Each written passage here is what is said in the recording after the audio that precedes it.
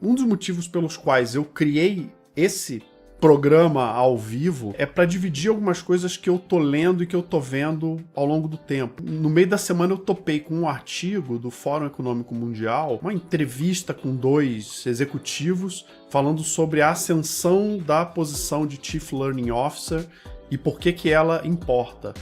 E esse título, Chief Learning Officer, ele não é novo para mim, mas achei interessante eles terem trazido para essa entrevista os 2 Chief Learning Officers, esses 2 caras aqui.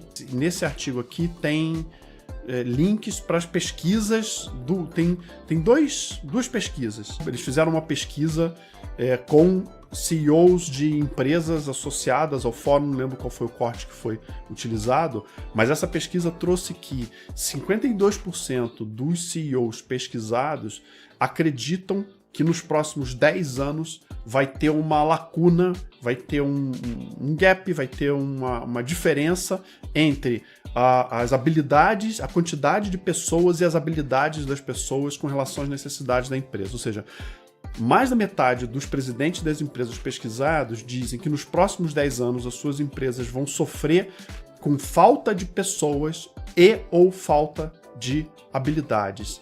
E isso é um dos motivos pelos quais essa posição de Chief Learning Officer é um nome em inglês, né? Toda posição que é esse chief alguma coisa, ele é uma espécie de vice-presidente. Ele normalmente responde diretamente para o presidente da empresa.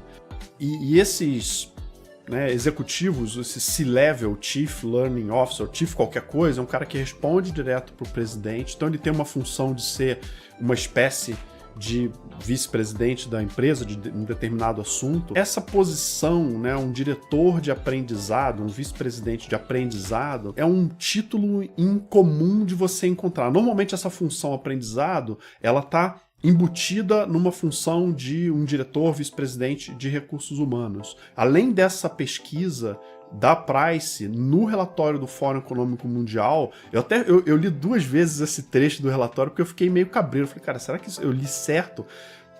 O Future of Work, o futuro do trabalho 2023, esse relatório é de abril, do final de abril, do Fórum Econômico Mundial, diz que 100 milhões de trabalhadores, 100 milhões de pessoas pesquisadas pelo fórum continuamente no mundo indicam que sentem que as suas habilidades são subutilizadas no seu trabalho. Então, de um lado você tem as pessoas dizendo que as suas habilidades são subutilizadas, e do outro lado você tem as empresas, os presidentes, dizendo que tem uma necessidade, tem uma lacuna entre as necessidades da empresa em termos de capacitação de habilidades e de quantidade de pessoas disponíveis. Essa distância entre o que as pessoas estão dizendo e a necessidade das empresas é justamente esse gap, essa lacuna que essa posição de diretor de aprendizagem deveria estar focando em suprir, em fechar essa diferença. Ou seja, um cargo que tem como missão gerar aprendizado nas pessoas deveria estar preparando ou pensando em fechar essa habilidade. De um lado a gente tem pessoas capacitadas que sentem que as suas habilidades são subutilizadas, e do outro nós temos necessidades de uso de habilidades que não são preenchidas na nossa organização. A primeira coisa que eu quero desmistificar ou separar desses 2 assuntos aprendizado é mais uma prontidão para aprender, é mais uma cultura da empresa do que necessariamente treinamento em si. Que aí é uma outra visão que eu tenho de áreas de treinamento, é que existe essa expectativa que a área de recursos humanos providencie treinamento para as necessidades identificadas dentro da empresa. E isso ajuda no aprendizado até certo ponto, porque isso é mais uma questão da prestação de um serviço interno do que necessariamente uma cultura de aprendizado. Eu ainda vejo áreas de recursos humanos que encaram o assunto aprendizado como fornecimento de treinamento. E eu bato muito na tecla com os meus clientes, nos meus treinamentos, nos meus processos de mentoria.